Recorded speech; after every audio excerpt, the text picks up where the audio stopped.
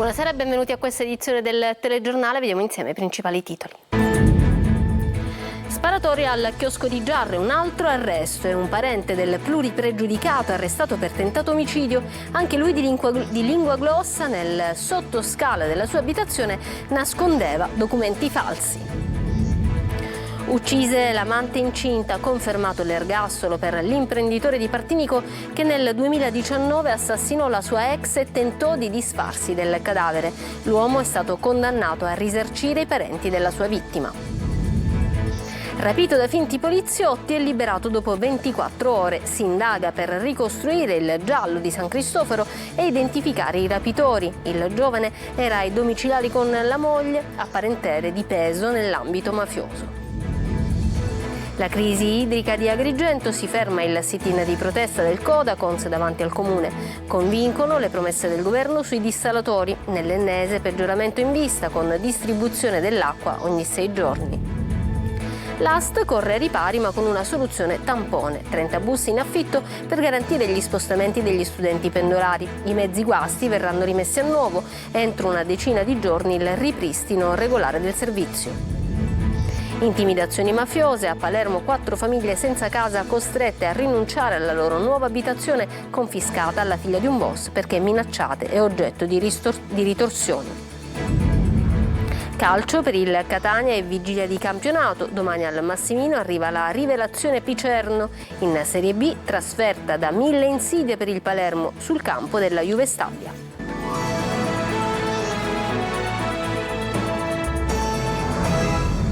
Bentrovati. È stato arrestato un parente del cinquantenne in carcere per la sparatoria di Giarre. I carabinieri trovano a casa sua un vano segreto con documenti falsi validi per l'espatrio. Ci dice tutto Adelaide Barbagallo. Nuovi sviluppi sulla sparatoria contro un chiosco bar di Giarre che ha coinvolto il proprietario e anche un carabiniere rimasto ferito. Dopo l'arresto di un cinquantenne di lingua glossa pluripregiudicato con l'accusa di tentato omicidio, le indagini sono proseguite con l'arresto di un suo parente, anch'egli pregiudicato. I carabinieri hanno deciso di svolgere alcune perquisizioni domiciliari, tra cui quella che ha riguardato un appartamento di lingua glossa dove risiede un parente 53enne dell'arrestato per la sparatoria. L'abitazione è stata abbattuta palmo a palmo e sotto una scala a chiocciola dietro un battiscopa i carabinieri hanno scoperto un vano segreto con degli oggetti ritenuti dagli inquirenti interessanti. Il nascondiglio conteneva un dispositivo per sbloccare le serrature delle auto, 40 talloncini che attestano l'avvenuta revisione di veicoli e 3 carte d'identità, tutte valide per l'espatrio e tutte con la stessa fotografia, quella del parente, seppur con dati anagrafici differenti e 3 nomi diversi.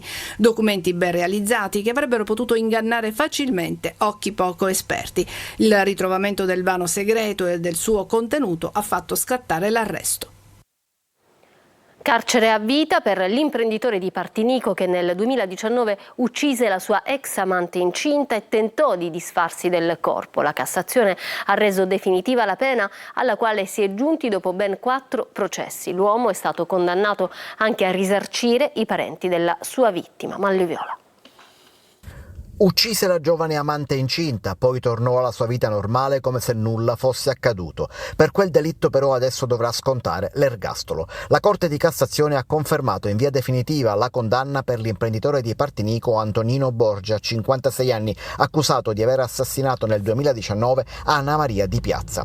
La seconda sezione della Corte d'Assise d'Appello di Palermo aveva condannato all'ergastolo l'imprenditore dopo che in primo grado era stato condannato al carcere a vita. In appello però la prima volta erano cadute tutte le aggravanti e la condanna era stata ridotta a 19 anni e 4 mesi. La sentenza fu annullata dalla Cassazione che rinviò a Palermo per un nuovo giudizio davanti a un'altra sezione che portò quindi all'emissione di una nuova condanna all'ergastolo, adesso confermata definitivamente. Borgia avrebbe organizzato tutto per commettere quel delitto, avrebbe ucciso la giovane, avrebbe nascosto il cadavere, poi sarebbe andato in commissariato a Partinico a completare la pratica per il passaporto. La sua intenzione era di rifugiarsi negli Stati Uniti dopo aver distrutto il corpo con l'acido cloridico. Ma i carabinieri rinvennero il cadavere prima che lui potesse completare il suo piano. Adesso, oltre all'ergastolo, sono state comminate una serie di pene accessorie: interdizione perpetua dai pubblici uffici, decadenza dalla potestà genitoriale, risarcimento dei danni alle parti civili da liquidarsi in sede separata, con una provvisionale di 200.000 euro, oltre alle spese processuali. Sequestrato da finti poliziotti e rilasciato dopo 24 ore. Adesso il giovane che viveva agli arresti domiciliari nel quartiere di San Cristoforo a Catania dovrà spiegare alla polizia, quella vera, cosa è successo e perché. Non si esclude che gli autori del rapimento possano essere trafficanti di droga. Tonino De Mana. Rapito per quasi 24 ore e rilasciato per poi concludere la giornata negli uffici della polizia in via Ventimiglia, tenuto sotto torchio per ore dagli agenti della sezione omicidi. A Catania resta un mistero il sequestro lampo di Giovanni Balsamo, 23 anni, trascinato di peso da 2 finti agenti sotto lo sguardo di alcuni familiari mentre si trovava ai domiciliari in seguito ad una condanna nell'ambito dell'operazione Mine Vaganti del luglio scorso, cui si riferiscono le immagini con Balsamo in t-shirt verde acqua. Siamo della polizia, aprite, e in pochi attimi 2 uomini travisati hanno trascinato via il 23enne con la moglie finita rovinosamente a terra nel tentativo di fermare gli aggressori. Un'azione violenta e repentina durata pochi secondi e culminata con la fuga per le stradine di San Cristoforo. Dove sia stato Balsamo e con chi è proprio l'interrogativo che gli investigatori hanno posto al giovane nel tentativo di risalire ai rapitori. Per il tipo di azione insolita a Catania si ipotizza che ad effettuare l'irruzione nell'abitazione di via Calabrò siano stati alcuni trafficanti di droga, pertanto il fatto potrebbe essere legato al mondo degli stupefacenti e quindi ad un probabile debito da saldare. Si indaga a 360 gradi anche sui legami familiari di Balsamo. Il padre, attualmente detenuto, in passato era vicino al clan Cappello Bonaccorsi, mentre il suocero è un boss di spicco della cosca Santa Paola Ercolano. Tasselli che la squadra mobile sta cercando di comporre sotto il coordinamento della direzione distrettuale antimafia di Catania. È morto all'ospedale Villa Sofia di Palermo, dove era ricoverato dal 9 settembre Mario Angioletti, 35 anni, messinese, l'operaio caduto per il cedimento di un ponteggio in un cantiere delle poste in via Ugo La Malfa a Palermo. L'uomo, residente a Faro Superiore, sposato e padre di 2 figlie, stava eseguendo dei lavori di ristrutturazione ed è caduto da un'altezza di circa 4 metri, sbattendo violentemente la testa. Il BEIS ha recuperato dai sommozzatori l'impianto di videosorveglianza del veliero affondato lo scorso 19 agosto nelle acque palermitane. Il recupero dell'attrezzatura potrebbe dare le risposte sul naufragio in cui hanno perso la vita 7 persone. I sommozzatori specializzati hanno recuperato parti del ponte, materiale informatico, sistemi di videosorveglianza, dischi rigidi e varie altre apparecchiature. I dispositivi elettronici saranno inviati a laboratori specializzati fuori dalla Sicilia per verificarne lo stato ed eventualmente recuperare i dati. I subacquei, per eseguire le continue immersioni, hanno utilizzato una camera iperbarica che permetteva loro di effettuare immersioni ripetute fino a 40 minuti. La promessa di realizzazione del dissalatore mobile a Porto Empedocle ha indotto il Codacons di Agrigento a sospendere la protesta per l'acqua davanti al comune. Ad Enna invece si inasprisce la crisi idrica. Davide Sardo. L'impegno assunto dalla cabina di regia nazionale per l'emergenza idrica di riattivare i dissalatori in Sicilia, compreso l'impianto di Porto Empedocle, ha indotto il Codacons a sospendere la plateale protesta lanciata dal dirigente agrigentino Giuseppe Di Rosa in tenda in sit-in ad Oltranza dallo scorso 3 settembre dinanzi al municipio di Agrigento contro la mancanza d'acqua.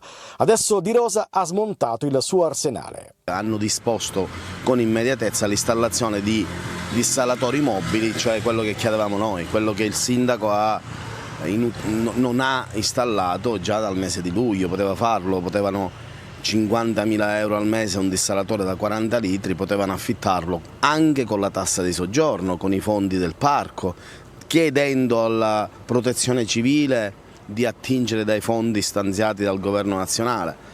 Agrigento dunque confida nella promessa della riattivazione del dissalatore entro la prossima stagione 2025, nonostante nelle case la situazione non sia cambiata. A Enna e provincia invece si aggrava la crisi. L'ente gestore del servizio Acqua Enna annuncia che nel capoluogo l'acqua sarà erogata ogni 6 giorni nella parte alta della città e ogni 4 in quella bassa, e ciò a causa di una ulteriore riduzione delle forniture idriche in ingresso dall'acquedotto Ancipa.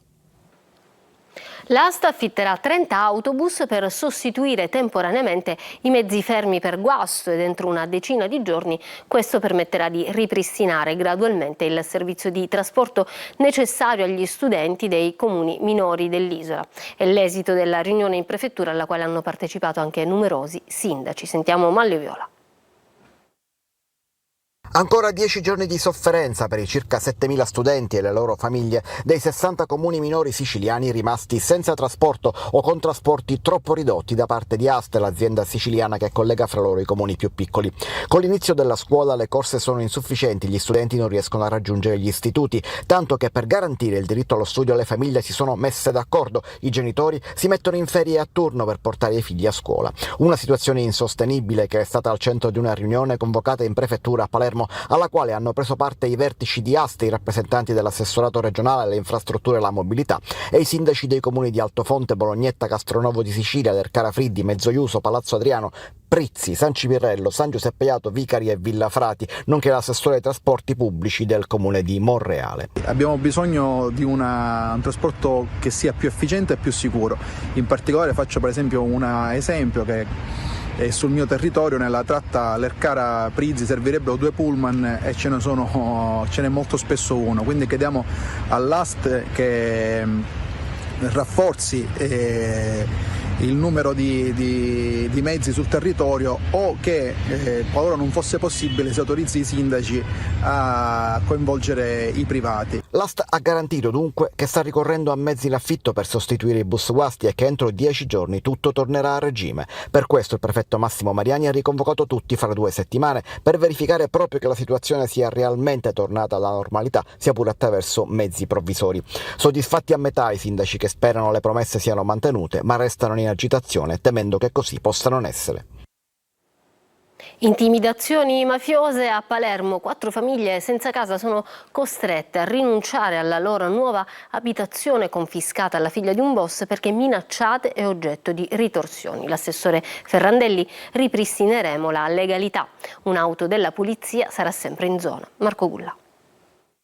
Voi qui non ci dovete stare, è il messaggio sottinteso che uomini vicini a Cosa Nostra hanno mandato a 4 famiglie assegnatarie di un immobile confiscato alla mafia. Siamo in via Decollati, a pochi metri dalla missione Speranza e Carità fondata da Biagio Conte. 4 famiglie nei giorni scorsi avevano preso possesso di questa palazzina che vedete nelle immagini, palazzina appartenente a Leonardo Algeri, in carcere dopo un blitz antimafia di qualche anno fa. La gioia per avere finalmente una casa però si trasforma per queste famiglie immediatamente in paura. Inizia un clima ostile nei loro confronti fino ad una vera e propria intimidazione con il lancio di una molotov rudimentale nel balcone esterno. Un messaggio chiaro: andate via. Parrebbe ovviamente che intimiditi da questo gesto abbiano deciso di non occupare più quell'abitazione per essere riprotetti presso le strutture alberghiere che il Comune mette a disposizione nei confronti di quelle famiglie che, essendo inseriti in graduatoria e avendo queste esigenze, ovviamente il Comune deve occuparsene. È chiaro che questo è un gesto inaccettabile da parte delle istituzioni. Da giorni c'è un presidio fisso da parte delle forze dell'ordine per evitare tensioni e altri atti intimidatori e per permettere a queste famiglie di tornare ad abitare negli appartamenti. Stanziati 100 milioni per riattivare i dissalatori dismessi di Porto Empedocle, Trapani e Gela. Lo ha deciso il governo a Roma per far fronte all'emergenza siccità in Sicilia. Ma farli ripartire non è affatto semplice. Gli impianti sono fermi da più di un decennio. Geritalia. Far ripartire i 3 dissalatori già esistenti nell'isola per far fronte all'emergenza siccità in Sicilia. Sarebbe questa la soluzione prevista nel breve periodo dalla cabina di regia per la crisi idrica presieduta dal vice premier Matteo Salvini. Si è deciso in sostanza di affidare pieni poteri al commissario straordinario nazionale Nicola Dell'Acqua per procedere all'acquisizione e alla rimessa in funzione dei vecchi dissalatori nei siti dismessi di Porto Empedocle, Paceco Trapani e Gela e attuare le misure necessarie per fronteggiare l'emergenza. Si è scelto dunque di non puntare su impianti nuovi. Questo dovrebbe consentire di dimezzare ottimizzare i tempi della procedura. La spesa prevista è di circa 100 milioni di euro finanziati con fondi FSC regionali previo un accordo tra Stato e Regione. La cabina di regia parla di tempi brevi, ma qualche dubbio rimane, soprattutto per gli impianti di Porto Empedocle e di Gela. Far ripartire tutto non è affatto semplice. I dissalatori sono fermi da oltre un decennio per via dei costi di gestione elevati e da allora non è stata fatta alcuna manutenzione. Eppure, secondo la Regione, che tuttora a Gela paga circa 10 milioni di euro l'anno ad Eni per il ripianamento delle situazioni debitorie pregresse relative proprio alla gestione degli impianti e alla fornitura dell'acqua dissalata, entrambi gli impianti si possono riaccendere nel giro di pochi mesi. Soddisfatto il presidente della Regione siciliana Renato Schifani, che di recente ha trasmesso il primo stralcio del piano integrato degli interventi indifferibili urgenti per il superamento della crisi, chiedendo al governo un tavolo di discussione. A causa della siccità prolungata per la regione siciliana, lo scorso 6 maggio era stato dichiarato lo stato d'emergenza. E preoccupano i dati dell'ARPA sulla qualità dell'aria vicino al polo petrolchimico di Priolo dopo la pioggia oleosa del 26 agosto, confermata la presenza di una nube di inquinanti. Ce ne parla Francesco Loi. Isobutilmercaptano e butilmercaptano sono due gas della famiglia dei solforati che la mattina del 26 agosto erano nell'area attorno alla raffineria ISAB Sud con valori esorbitanti. 2147 volte sopra la soglia il primo, 364 il secondo. Dati che emergono dal report di ARPA Sicilia, pubblicato dopo l'incidente all'impianto U100 Topping, oggi sequestrato ma pur sempre operativo. A Città Giardino, frazione di Melilli e Siracusa Nord, quindi la pioggia oleosa è stata soltanto quello che era visibile agli occhi. In cielo, infatti, c'era una nube di inquinanti, respirata dai residenti che avvertivano un cattivo odore. Un incidente che ha sconvolto l'opinione pubblica, ma che ISAB definisce come prova che le misure di sicurezza abbiano funzionato. Come spiega il quotidiano La Sicilia, infatti, le valvole di sicurezza degli impianti si aprono quando c'è un forte aumento di pressione. Così le sostanze non arrivano alla torcia e vengono liberate in atmosfera. ARPA continua i controlli e la macchina investigativa non si ferma. La gente del posto si aspetta delle risposte che dovrebbero arrivare da questo palazzo. Pareri opposti sull'utilizzo dei cellulari in classe, vietati dal ministro Valditara al di sotto dei 14 anni. Per la maggior parte degli studenti delle scuole superiori il telefonino può servire a scopi didattici, ma per altri la distrazione è dietro l'angolo. Emanuela Corsi. Anche in Sicilia la campanella è suonata per tutti gli studenti. Tra caro scuola, aule mancanti e pochi insegnanti, il dibattito sull'uso del cellulare in classe però resta sempre acceso. Dopo il divieto all'utilizzo degli smartphone fino alla terza media, anche per scopi didattici voluto dal ministro Valditara, c'è chi chiede al governo un'ulteriore stretta e vietare così il telefono a chi ha meno di 14 anni e i profili social per gli under 16. Più elastici alcuni insegnanti delle scuole superiori. Siamo d'accordo sul fatto che fino ai 14 anni il cellulare non debba essere utilizzato in classe perché i ragazzini ancora non hanno i filtri, non sono in grado di capire quando e come utilizzare le immagini e le informazioni. Personalmente io non tolgo in classe agli alunni il cellulare perché voglio che si abituino ad un utilizzo consapevole. Naturalmente sono molto attenta, sono molto vigile. Per quasi tutti i ragazzi delle scuole superiori avere il cellulare in classe rappresenta un aiuto per fini scolastici. Se ovviamente integrato con la lezione va bene. Se già è una cosa che magari devo imparare, mi viene più facile cercarla su internet. Usato a scopo formativo è un ottimo strumento. Il problema sta nella testa dei ragazzi. Per andare a fare una ricerca che richiede il professore è tutto a beneficio nostro.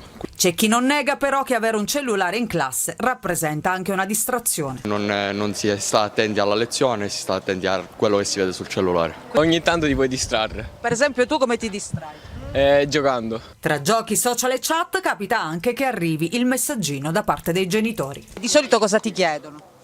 Se mi hanno interrogato, che avevo un'interrogazione. La mamma ti chiama per dirti cosa vuoi mangiare a pranzo? No, questo ancora no. Dall'attenzione alle famiglie all'affetto di cui è stato circondato nei giorni difficili per la sua salute. Dimesso dalla clinica dopo il ricovero dovuto all'infarto, nella sua prima uscita pubblica l'arcivescovo di Catania, Monsignor Renna, ha incontrato i sacerdoti. L'intervista di Adelaide Barbagallo. Eccellenza, intanto come sta?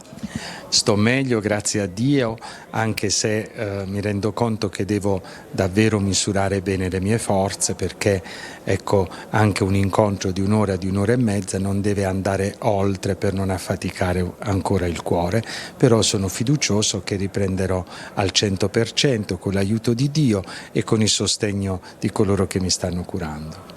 Quindi sarà un paziente molto diligente. Speriamo, i medici mi dicono che dovrei esserlo ancora di più. Prima uscita pubblica dell'arcivescovo di Catania, Luigi Renna. Dopo l'infarto e il ricovero non ha voluto mancare l'appuntamento con i sacerdoti per consegnare loro la lettera annuale che segna il cammino a tutta la diocesi. Grande attenzione alle famiglie? E senza le famiglie non si può formare. Ma le famiglie hanno anche loro una complessità, lo dico nella lettera pastorale. Ci sono famiglie che si lasciano coinvolgere, ci sono famiglie che hanno tante difficoltà, a volte di natura economica, di natura culturale, che si sentono distanti dal cammino dei loro figli. Allora è la comunità che deve farsi carico. Come ha visto la città in quest'estate in cui la sua salute non è stata al top? L'ho vista attraverso i giornali, attraverso i telegiornali, ma l'ho vista soprattutto molto vicina e molto sensibile a me, e di questo sono grato, perché ho capito che i catanesi mi vogliono bene e sono ampiamente ricambiati, anche se questo cuore non può amare al 100%. Auguri allora di una buona guarigione a Monsignor Renna. Noi ci fermiamo per una pausa, tra poco lo sport.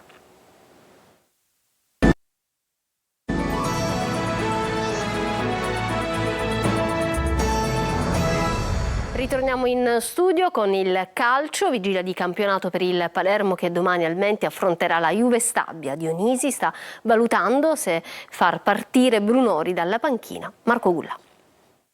Cambiare rotta. Il Palermo domani al Menti contro la Juve Stabia ha urgente bisogno di fare inversione ad U sul suo trend. 4 punti in 4 giornate sono decisamente pochi per una squadra che è stata etichettata come la big del campionato. E allora la gara di domani a Castellammare deve e può segnare la svolta, anche perché inizia un mini tour de force per i rosanero.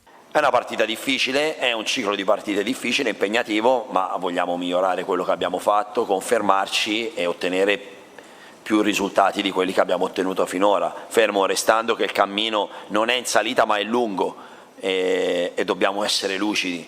Poi capisco che le aspettative sono alte, ma anche le nostre su di noi sono molto alte, quindi non sarà una partita che farà cambiare il mio giudizio sul potenziale di questa squadra. Dionisi potrebbe proporre alcune novità per la gara contro la Juve Stabia. La sosta per le nazionali è infatti servita per integrare al meglio gli ultimi arrivati come Ledu Aron e per far entrare in forma giocatori come Segre che rientravano da problemi fisici. Out Bania, Verre e Apois. Brunori non è certo di una maglia da titolare. Henry potrebbe partire dal primo minuto.